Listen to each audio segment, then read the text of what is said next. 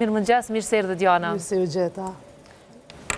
Gjithashtu kemi dhe kolegun tim nga Sara Agon Regjepi, mirëmëngjes, mirë se erdhë Agon. Si e dashur gjithmonë. Dhe në lidhje direkte, Besmir Semana, eksperti teknologjisë, mirëmëngjes. Mirëmëngjesi. Faleminderit që je së bashku me ne. Atëherë, po nisim me Agonin për të na informuar pak a shumë se çfarë thot konkretisht ky vendim që po merret dhe po konsiderohet nga vendet evropiane. Atëherë, pikërisht në Parlamentin e Britanisë së Madhe po diskutohet një ligjëri, si quhet Safety Online Act, dhe pikërisht ky ligj e parashet që fëmijët nën 16 vjeç të largohen totalisht nga të gjitha rrjetet sociale, që ke përfshirë rrjetet më të popullarizuar si Facebooku, Instagrami, Snapchati, X, YouTube dhe patjetër edhe TikToku. Kurse po ashtu parashet edhe disa rregullime të përmbajtjes që fëmijët prej 16 deri në 18 vjeç e konsumojnë. Krejt kjo, domethënë, ka ngjallë reagime të shumta në Britaninë e Madhe, duke pasur parasysh edhe vetë teknologjia është pjesë aktive mësimdhënies dhe mësimdhënies atje, por për shkak të përmbajtjes që konsumohet nga fëmijët nën 16 vjeç, për shkak të bullizimit online, për shkak të problemeve të ndryshme me ngacmim dhe për shkak të rasteve të ndryshme që kanë pasur edhe jehon në gjithë Britaninë e Madhe, ku persona mbi persona të mëdhenj, pra mbi moshën legale, kanë pasur edhe kontakt përmes lojrave të ndryshme me fëmijë nën 16 vjeç, ka shpihet deri tek ky rregull i ri.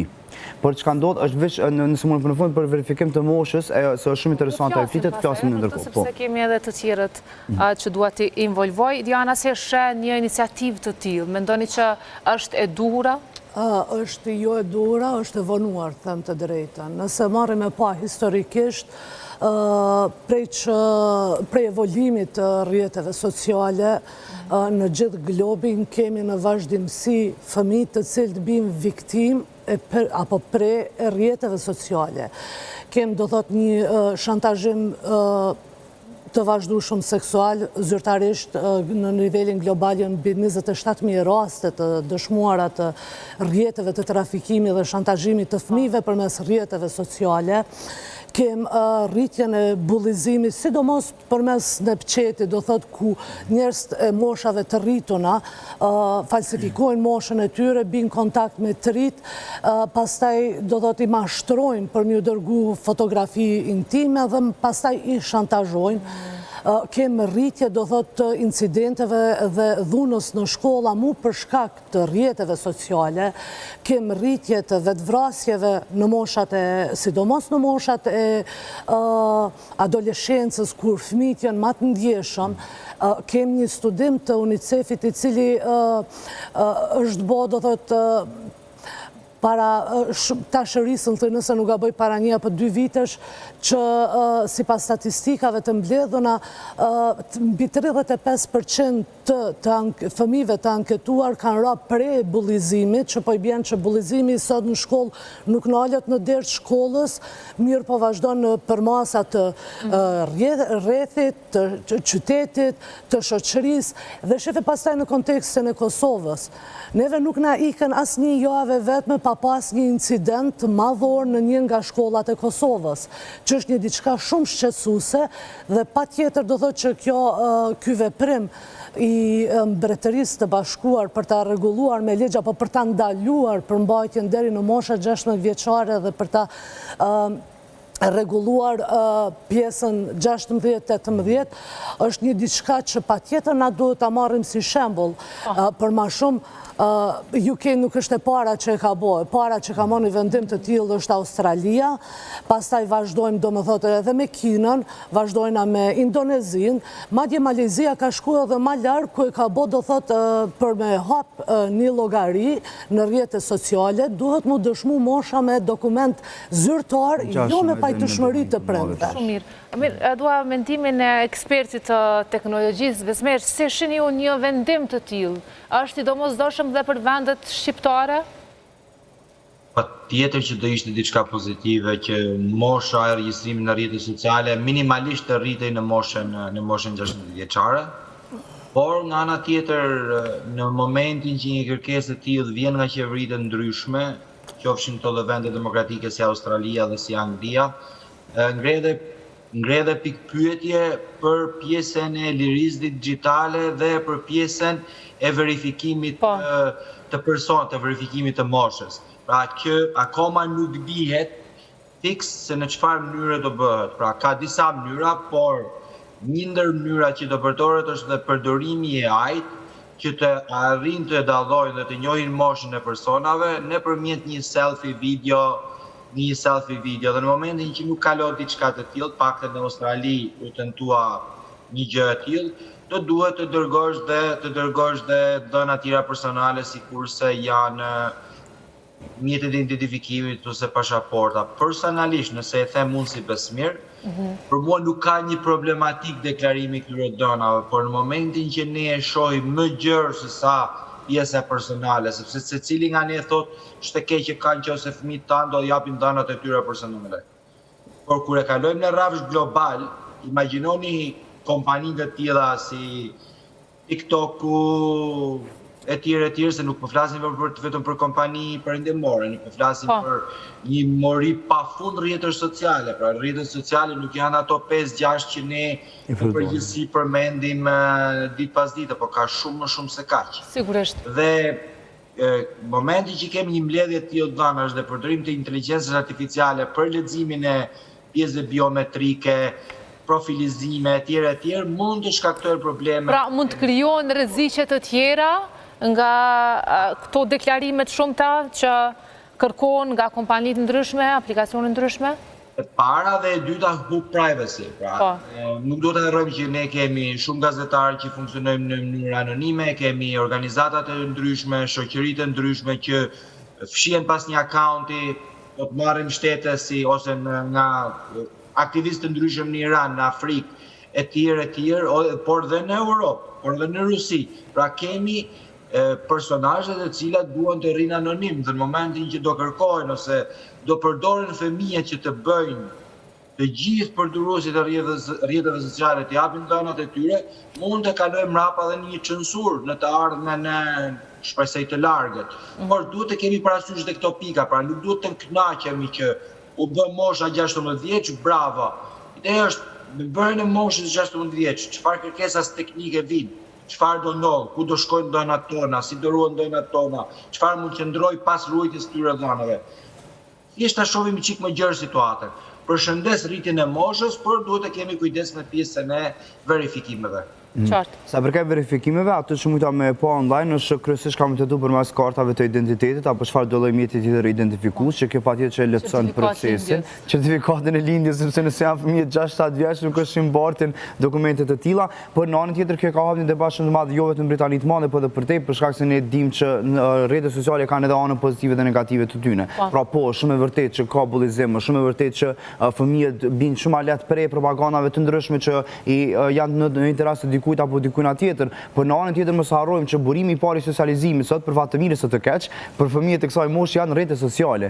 Pra konsideroj që sot fëmijët e kanë shumë të lehtë me pas meç online, meç virtual, saqë kanë me kriju meç në jetën e përditshme. Dhe përveç kësaj burimi i parë informacionit, prap për fat të mirë ose për fat të keq, vazhdojnë të jenë rrjetet sociale. Është një reduktim i pilotit tyne me të drejtë ngrej disa pyetje tek prindërit po dhe të aktorët e tjerë përfshim se çysh kanë me kriju fëmijët lidhje të reja shoqërore, çysh kanë me mujt fëmijët me mësu gjëra të reja, çysh kanë me mujt me i njoft disa profesione, çysh kanë me mujt me u inspiru, sepse patjetër, prapë them, e përdorin për çështje negative, por ka edhe shumë të mira dhe benefite të tjera. Por apo e zëvendësojnë në farë mënyrë këto rrjete sociale ndoshta edhe rolin e familjes, rolin e shoqërisë. Fatkeqësisht. Atë që gjithë jemi dëshmitar sot është që jem këty në zhargonin e vjetër, hajti bojmë fëmijët se rritën vetë, de facto fëmija nuk rritët vetë dhe për atë është përgjithësia neve prindve të kujdesemi dhe t'japi maksimumin për ta që t'i formsojmë si individ, si karaktere dhe që t'jenë t'gashëm të ballafaqohen me sfidat e cilat i pret mosha e rriton, dërsa sot ja lejmë fëmijët në mëshirën e rrjeteve sociale. Kurim të informacioni. Sa janë prindrit Diana, sepse unë e di që ka shumë prindër të vetëdijshëm kur flas me ta, po ka disa të tjerë që nuk e lodhin fare veten.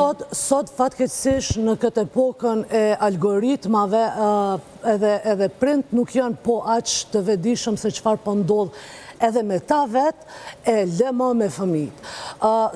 Kur ta morrim shembull e klikon një titull se do këtë interesant, në cilin do rrjet social. Edhe automatikisht fillojnë edhe të vinë njoftime, mesazhe, informacione të njëjtës natyrë. Nuk do me thonë që qaj është realiteti i kohës. Që ka na të regon është që ti ke ra viktimi e clickbaitave, e atyre titujve për klikime, dhe je fut tash në atë filter bubble, apo fluskën e filtrimeve, dhe atë që teknologjia një si echo chambers, apo shtyllat reflektuse, ty të bombardon me një informacion i cili jo domosdoshmërisht është informacioni i vërtet. Dhe tash kthehemi te ajo sa po ju ndihmon, do thot fëmijëve të janë hap me kohën. Pyetja do të më shtru, apo bim pre fëmijët e tona apo bim pre e manipulimeve algoritmike, e jo e informacionit vërtet. A ki një specifikisht në mendje për këto? Një shembull ilustrativ në shta? Shembull ilustrativ, mund është me hinë në TikTok, do me thonë edhe me pa, do thot, që sot është trend, do thot, në rrjetet sociale, sidomos të moshave të mbitura, me qenë ajo që fëmijët i thonë wanna be gangster, do me thonë dësh me qenë i mirë. Pse se njëherë ka kliku me një TikTok? Po. Përdore, kjo se është pak ma... Po foli gjuhën e fëmijëve. Po, ma e kapshme. Problemi është që njëherë fëmija do thot e ka kliku një titull ku di njofshëm apo dikush ka qenë do thot ka bë një video, një përmbajtje do thot e cila ka të regu se unë jam trim, unë jam i fort, apo unë jam dikush që nuk i intereson për asgjë. Diana, këto kanë qenë edhe në të kaluarën, apo jo, këto probleme, vetëm dikur s'ka pas rrjete sociale dhe nuk i kemi pash kur faqen e tyre në telefon, sepse se cili adoleshent apo i ri e ka atë periudhën kohore që i përjeton këto ndryshime dhe dëshirën për të qenë edhe gangster, ndoshta. Sheve, është mosha adoleshencës se na nuk kemi linë sot, do thot na gjithë kemi kalun këto ujna. Ate që ka qenë dalim për para, në një klas ke pas 2-3 wanna be gangsters, po i ke pas paku gjysmën e klasës që kanë dashur me qenë njerëz të, apo vizioni tyre ka qenë me qenë njerëz të arritur, njerëz të shkencës, njerëz të teknologjisë. Prandaj kemi Kosovën të lullë. Njerëz të inovacionit. Kosova ka shumë probleme, nuk po im në kontekstin politik, se na deri risën dhe deri frek nuk e mujt as me udhtu globalisht për me mujt me ekspozu vetë vetën. Po është një kontekst krejt tjetër. Ate që ka sot e shofim është që në shumicën e klasës bizotron kjo fryma që unë du me kanë, do thot dikush që përfitoj let, unë du me kanë dikush që fitoj skenën jo në aspektin e dijes, po të dukjes, shohim që kemi një degradim të sjelljes. Dhe është... Fjalleni fajnë veç rrjeteve sociale, se do në mendoj që ka shumë faktor të tjerë që mund me ndikojnë përveç. Në një kohë ka qenë regjimet ndryshme, gjenerata ndryshme që nështë nuk e kam pas atë lirim për me u shpreh, apo sepse duat flas pak dhe me Besmirin, dikur nuk dokumentohej, tashmë po dokumentohet gjithë shka. Me një telefon smart që kanë secili fëmijë, arrit për disa sekonda të bëhet viral. Nëse e shohim një sjellje të tyre. Kjo është një keqja, do thot kur bëhet viral. Nuk besoj që e keqja më madhe e rinisë sot me qoftë në Kosovë, që është në Shqipëri janë rrjetet sociale. Rrjetet sociale janë thjesht pasqyrimi i realitetit ku ndodhet rinia dhe adoleshentët shqiptarë. Ai realitet që hasin në shkollë, ai realitet që hasin në familje, ai realitet që hasin në lagje, e shpreh në rrjetet sociale dhe ne e shikojmë. Por diku inspirohen fëmijët, duke qenë gjatë gjithë kohës në rrjete platforma, sigurisht që inspirimin e marrin edhe aty apo jo? Atëherë, po jo, inspirimi vjen që nga debati politik, studio televizive që kalon sharja deri në brez të 7, deri tek ajo mënyra se si shohin prindrit të diskutojnë të shtëpia, mënyra se si shohin mësuesin të drejtohet të shkollas, si shohin të fortin e lagjes, si gjiron gomat e makinës të lagja, kjo inspiron më shumë se sa vetë rrjetet sociale dhe këto inspirimi që marrin në jetën reale e shfaqin në rrjetet sociale. Ne më shumë problem kemi, sidomos në Shqipëri dhe në Kosovë. Ne më shumë problem kemi me rrjetet sociale, me të rriturit se sa me... Edhe kjo është shumë e vërtetë, fatkeqësisht. Po të shikosh, këto të famshmit influencera nuk ka më të dhunshëm se sa shqip folësit. Shumë e vërtetë, shumë. Ndërrumun e kam një pyetje këto. Problemi kryesor ne jemi me të rriturit, jo me fëmijët. Do ishte mirë që të bënin një institucione shtetërore të ndërhynin, të kishin fuqin, që një pjesë të llogarive të këtyre tiktokerave të famshëm që po shkaktojnë dhe krime Pra nuk ngelim thjesht në nivel bulizimi, po flasim edhe për problem, për rrahje, për dhunë, dhe për shumë gjëra të tjera. Dhe në një statistik, ndërkombëtare, gjuha shqipe del një ndër gjuhët më të dhunshme në rrjetet sociale dhe realisht mjafton të hyni në TikTok. Mjafton të hyjmë në TikTok dhe mund të shikojmë se çfarë bëhet.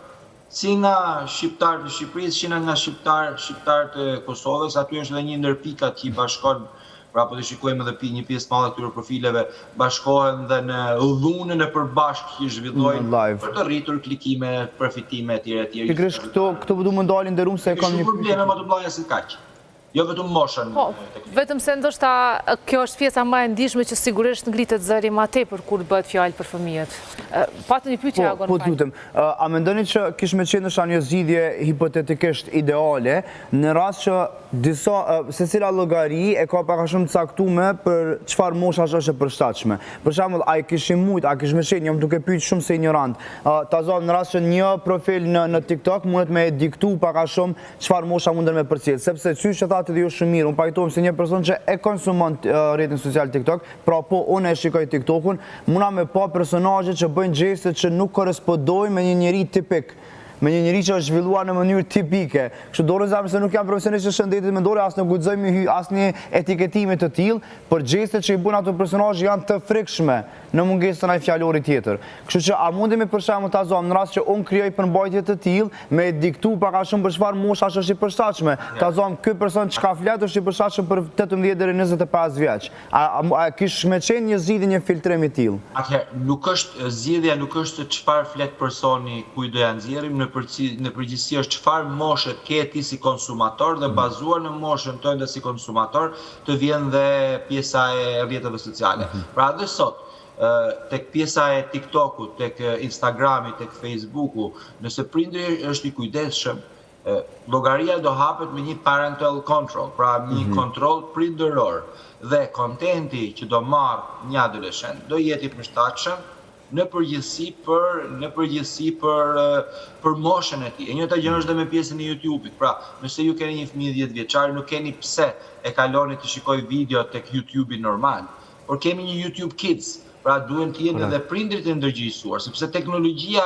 realisht aty është, teknologjia ekziston, mjetet e kontrollit ekzistojnë, thjesht duhet të ndërgjegjësojmë dhe shokët mi dhe njëri tjetrin, por dhe prindrit tjerë, se si ta përdorin më së miri këtë teknologji. Nuk është të bëjë një ndryshim të madh rritja moshës nga 13-16, po thuaj se nuk do ndryshoj asgjë. Sepse të njëjtat video që ne kemi në rrjetet sociale, në TikTok ose në Instagram, le të themi, nëse merret venime për këto të dyja, mund të gjesh në YouTube shumë thjesht. Dhe s'besoj që do ketë verifikim moshë tani dhe YouTube, se në YouTube mund të hyni dhe pa u loguar fare. Pra, të njëjtat reelse, i njëjti content. Gongje me leje edhe një pyetje, lutem. Nëse do kemi problem me YouTube-in, do dalë një rrjet tjetër ose një faqe tjetër që do i nxjerrë. Ose piratimi i tyne, sepse mos harrojmë që fëmijët mundën me përdor VPN prapë edhe prapë munden me gjetë një alternative jo legale të përdorimit të rrjeteve sociale. Unë kam një pyetje për Dianën si prind. A kemi na mjaftueshëm gjana po e kontekstualizojmë Prishtinën, se nuk e një realitetin e rinisë jashtë Prishtinës po aq. A kemi na mekanizma, a kemi na aktivitete, a kemi na gjana që fëmijët munden mi bë për to 8-9 orë, që le të themi deri djej kanë kaluar në rrjetet sociale dhe tash po kthehen jetës reale atje jashtë. A kemi na çka mi ofru këtyre fëmijëve për 8-9 orë të tjera, sepse mesatarisht aq përdoret celulari sot për fëmijëve të kësaj moshës në bazë të disa statistikave. Kështu që a kemi na çka mi ofru, çka me bë këta fëmijë për 8 orë që deri tash i kanë kaluar në rrjetet sociale? Fatkeqësisht nuk është ideja, do thot me nda fëmijët prej filloj me atë që nuk është ideja me nda fëmijët prej teknologjisë informative. Fundja mos të harrojmë, gjeneratat e tona janë emigrant në shekullin e teknologjisë, ata janë autoktone dhe na nuk kem të drejt morale as në aspektin akademik me bëni vlerësim a është me ma mirë pa apo me teknologji. Atë mund të bëjnë gjeneratat e ardhshme, do të gjeneratat e rinisë të sotme kur të rritën. Megjithatë do thot a kanë në kontekstin se a kanë se si ta shpenzojnë kohën. Në kontekstin e Kosovës fatkeqësisht jo, për shkak që ka tepër pak programi edukativ arsimor i cili zhvillohet dhe i cili do të kishte qenë i pranueshëm për këto mosha. Do thot, jo në atë zhargonin e një mësimdhënëses që del para tabelës zezë dhe flet, se fëmija gjithë ditën në shkollë shem mësimdhënësin para tabelës zezë. Dhe nuk është ajo diçka jorse dhe atraktive. Inovacioni në plasimin e programit përmbajtësor dhe atraktiv, edukativ arsimor për fëmijët në Kosovë është pothuajse zero. Do thot, shumica ati informacioni e para e humb kontekstin për shkak që mos harrojmë se janë mu rrjetet sociale ato që kanë ullë përqëndrimin apo vëmendjen dhe sot askush nuk shef një lajm apo nuk bën një lexim apo nuk e konsumon një informacion i cili zgjat më shumë se 30 sekonda. Dhe neve në Kosovë do thot institucionet të cilat janë përgjegjëse, që është qeveria, pastaj i kemë edhe në aspektin fatkeqësisht. Pastaj në detyrë pa detyrë ata paguhen do thot për këtë punë, kështu që ju bie përgjegjësinë e kanë do thot. Me shumë të drejtë. Pastaj kemi edhe mediat sot bëjnë content do thot për clickbaits. Mos harrojna në kohën kur ka pas zhvillimet dhe ndryshimet më të mëdha në geopolitikat globale, lajmi më i klikuni në rrjetet sociale në Kosovë dhe Shqipëri ka qenë pse u ndan Beskallakun, Kallaku apo? Me Gjensilën. Ky ka qenë lajmi më i klikuni, do thot. Ky ka një shpjegim socio-kulturor. Sigurisht që është temë tjetër dhe për të futur andej do të një panel tjetër dhe panelistë pa tjetër do thot që qeverit, si këndej, si andej kufiri duhet të angazhohen konkretisht, do thot është bara, i përket bara qeveris, apo i përket bara dhe prindërve në shumë dhe ka dhe fëmijë që fare nuk është tërhece për ta. Smartphone, sepse dhe prindrit ndoshta e kanë edukuar në atë mënyrë që fëmija të mos ketë opsionin e vetëm për të argëtuar dhe rekreacion një pajisje elektronike. Nëse vetëm mund të shtoj këtu, mos harrojmë që prind sot do thot nuk mujmë milon si fajtor të vetëm, për shkak se jetojmë me një sistem i cili prindin do thot e stërngarkon. Prindi duhet mund të çon mëngjes, mi bogati fëmijët për shkollë, me shkon punë, me qatë punë do thot i pagun taksat, de facto gjithkush i pagun taksat, për atë barra do thot për menagjimin e këtyre situatave bie mbi faktor të cilët i ka punësu populli edhe pagun për këtë punë.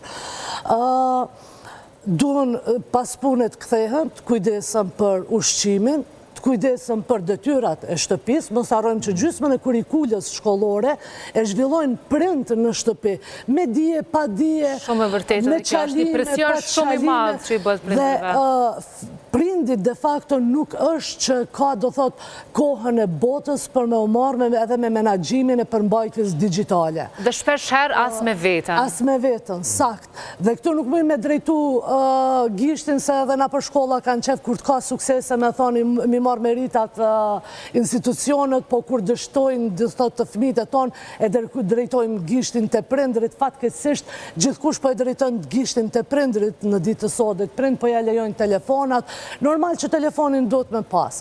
Në Finland kanë fillu dhe Estoni kanë fillu të zhvillojnë inteligencë artificiale, institucionet shkollore, për se cilin nga fëmijët që t'ju ndihmojnë me ngecjet mësimore. Ajo është e ardhmja. Mirë, po normal që duhen mu gjetë mekanizmat të cilët e ruajnë fëmijën të mos bie pre e manipulimi, dhe këtu është teksi. Manipulimi i fëmijëve, manipulimi edhe i të rriturve, thjesht sot në shekullin e social media, mediave sociale, apo rrjeteve sociale, gjithë se cili prej neve është në 90% rrezik të bie pre e manipulimit algoritmik. Diana, fatkeqësisht ne po flasim këtu, por jam shumë e sigurt që ata që kemi punësuar ne që thatë shumë mirë, janë duke menduar se kujt me i bot des me një status në rrjetet sociale, dhe kjo është shumë e dhemshme edhe për neve si popullat. Faleminderit shumë që ke qenë së bashku me ne, kënaqësi sa art kemi në studion e programit tonë në temat të tilla. Faleminderit. Faleminderit Besmer që mësuat këtë lidhje direkte edhe për gjitha këshillat që dhat. Faleminderit shumë. Agon, faleminderit shumë. Kënaqësi gjithmonë. Takohemi sigurisht edhe një herë me Agonin, ndërkaq që shkohat tani për parashikimin e motit, presim Lorenën në studio.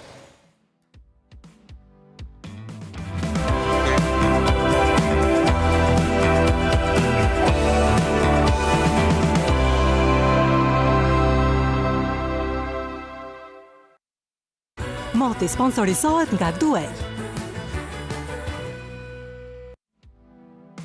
Lorena përsëri në studio dhe përsëri me lajme shumë të mira. Përsëri me lajme shumë të mira për gjithë ata që janë zgjuar pakës më vonë, kemi nis ditën me rrezë dielli, po vazhdojmë të kemi kryesisht intervale ore me diell, vranësira të lehta kalimtare pritet të ketë në disa qytete si në Gjakov dhe në Prizren.